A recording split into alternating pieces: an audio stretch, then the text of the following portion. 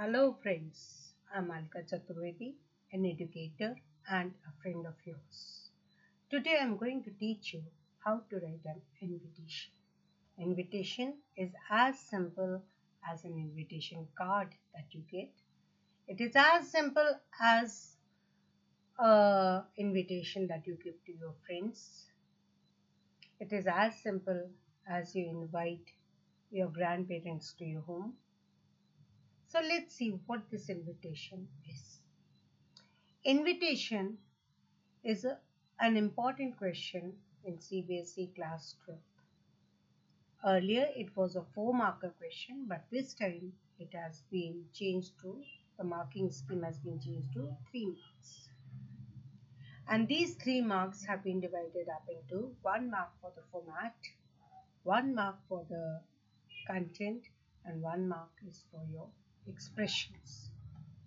Now, invitations are sent on many occasions.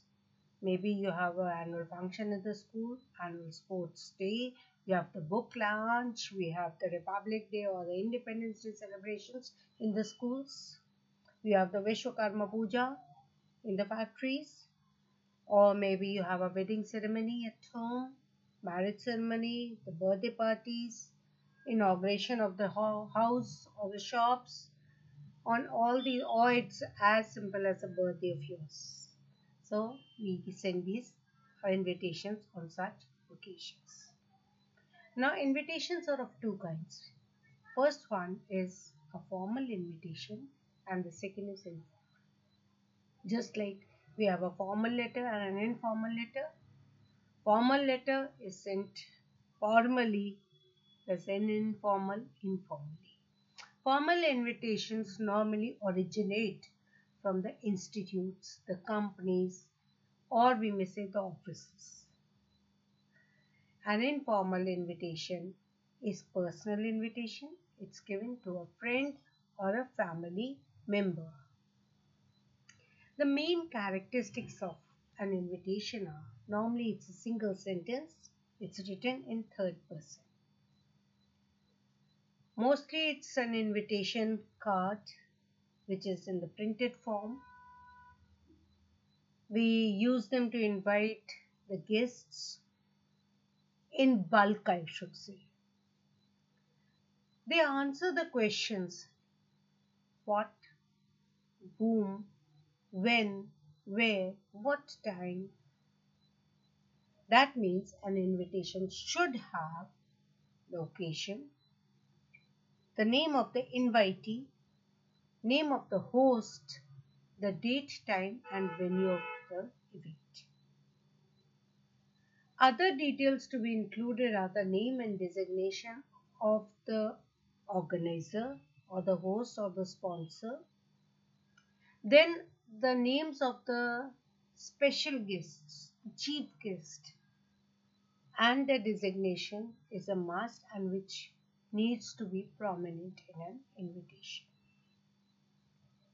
We normally do not include the name of the addressee in an invitation card, nor the date of issue is written in an invitation card. Just like we write the date of issue in the notices and all. No, it's not written. Talking about, we have a column called RSVP, Respondents Will Due, which comes at the left hand corner. Then a box is very, very important and the word limit is 50 words. Moving ahead, let's see this invitation card. It has got the host line. We call the first line as the host line. It is centrally aligned. The content is in the center. The first line is the host line, that is the principal, staff and students of. Name of the institution, Sacred Heart Convent School, Delhi Public School, Gwalior. Then we have the invite line, that is request the pleasure of your company. Or I'll be telling you a few more ways of inviting. We then mentioned the fourth thing as the occasion. Why are you inviting the people? What is the occasion on which you are inviting the people? Then the when, the date, the time, and where. Date, time, and venue. They are a must. If the chief guest is there, which normally should be there, we have the name highlighted prominently and the designation. In this case, in this card, we have Shri J.D. Dhiman as the chief guest, and the designation, his designation was the Education Minister, Himachal Pradesh. Then we have the consent line, has kindly consented to be the chief guest, and he has also consented to give away the prizes. After that, we move to the next line, which comes to the left hand corner, the RSVP. RSVP, under that comes who is inviting. The principal normally invites in the school, the principal, the name of the school, and his name. The last line is if there is any special instruction or maybe a dress code, then we may add on over there in a bracket last. Please do not carry the mobile phones to the auditorium. Maybe the plan of the program is overleaf. The dress code for the event is black and white, or maybe only 2 people can be admitted on this card. So such instructions are given in a one-liner at the bottom. I hope the invitation card is quite clear to you people now. Some standard expressions to be used for inviting, that is the request the pleasure of your company. Maybe cordially request the honor of your benign presence. Next one could be solicit your gracious presence, invite you to join, maybe cordially invite you, or seek the pleasure of your company. Any one is to be used. You don't have to use all the in one sentence. Any one can be used. Look at this birthday invite. Mr. and Mrs. J.P. Mehra, that is the host line.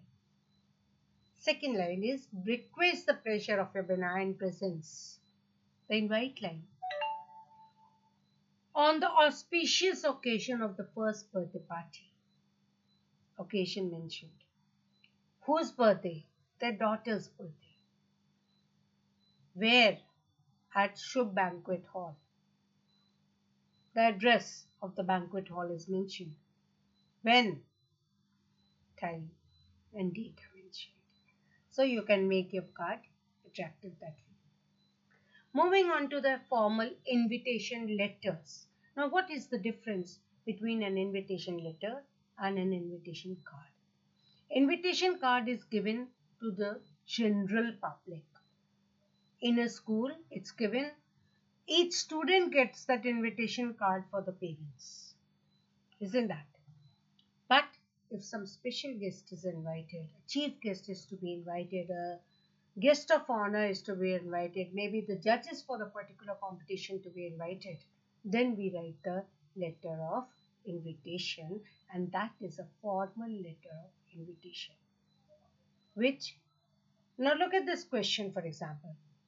Sarvodaya Public School is organizing its annual sports day. Principal wishes to invite Mr. P.K. Singh, the district magistrate, as the chief guest to preside over the function. Draft a formal letter of invitation to the above mentioned dignitary.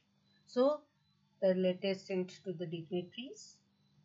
We write it in the same way like we do the formal invitation letter. The sender's address, the date, the addressee's address, then the subject, then the salutation, the content, subscription, and sender's name and designation. So, After writing the sender's address, the date, sender, now what should be the subject in this? The subject is invitation for. Direct words have to be used. You don't have to beat about the bush because you have a word limit for everything.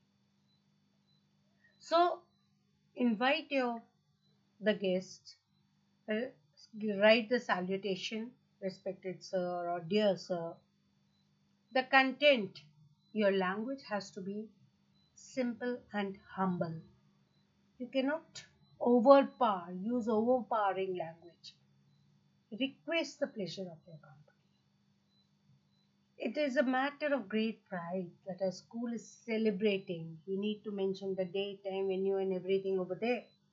Then, if you could grace the occasion, we shall consider it a great favor if you can grace the occasion by presiding over the function and give away the prizes. As simple as that. You don't have to use any flowery language, only simple and be humble. Soliciting a line in reply. You want a confirmation whether he will be the chief guest or we need to ask somebody else to be the chief guest. So we need that too. So last line should be your confirmation, his acknowledgement for the invitation, whether he's going to come or not. And finally, your subscription and the name of the designation of the person who's inviting. Normally, in such cases, it's the principal. Maybe at times it becomes the secretary. If it's an event for the club, could be the secretary of the club. Moving ahead, coming on to informal invitations are as simple as an invitation that you send to your friend. Nowadays we have the mails and the cards and we also have the WhatsApp. But normally for an invitation, informal invitation, we need to be as informal and writing as simple an informal invitation. Informal invitation is normally written in the first person or second person. The writer's address is given in the usual place. Salutation is dear plus the name. The date of writing is mentioned, but it can be omitted. The style and tone is relaxed, and different tenses can be used in this. Your ending has to be yours sincerely. Look at this invitation. Sender's address, date, salutation, no subject because it's not formal. Occasion, we have much pleasure in inviting you to the 21st birthday party which we are giving for our son Vineet at 6:30 on 14th October at our residence. We hope that you will be able to come. Again, that acknowledgement part. And yours sincerely and the host, Mr. and Mrs. G. Susan. Another sample of inviting a dignitary could be you have to invite the chief guest for the school annual day function. Sender's address, date, addressee's address, invitation for the annual day. Now, see, invitation for and the occasion is to be mentioned. Respected sir, it is with immense pride that we wish to celebrate the 25th year in the field of education on 25th of May 2000 from 10 a.m. in our school auditorium. We shall consider it a great honor if you could grace the occasion and preside over the function and hand over the prizes. Normally, in such big occasions, the prizes are handed over to recognize the good work of the students. Soliciting a reply, yours faithfully, principal, and so on. Now, when somebody is invited us, we need to reply. And Replying will be either we are accepting the invitation or we are declining the invitation. Now, while accepting or declining and writing this invitation, acceptance or refusal, we need to take a few things into mind. The first thing is it's going to have the sender's address, or maybe the letterhead is there. Then the date. The content should have the acknowledgement and acceptance both, and the following. For example, Mr. and Mrs. Yadav are delighted to hear that your son is getting married next month. It is indeed a very delighted news for me. They assure that they will surely come to bless the couple on the day of the wedding. So, as simple as that, we have accepted the invitation here. For example, you are Shiv Khera, a noted educationist.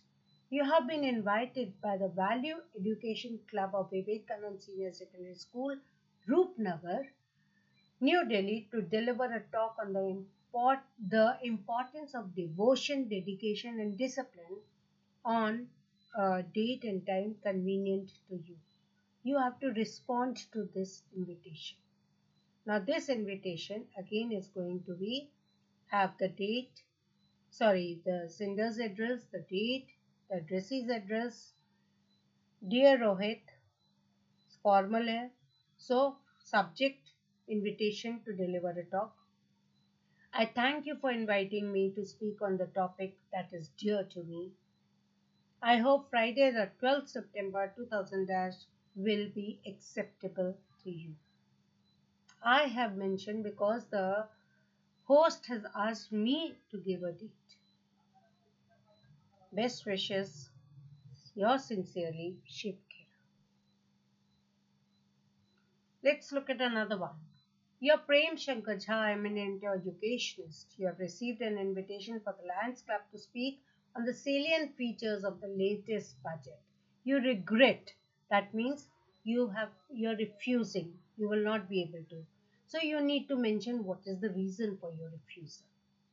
Dear sir, thanks for sending me an invitation to speak on the topic. I regret my inability to join on the date that is suggested by you due to the heavy and unavoidable prior commitments. I have my prior commitments and won't be able to join. Best wishes for the event. Thank you so much.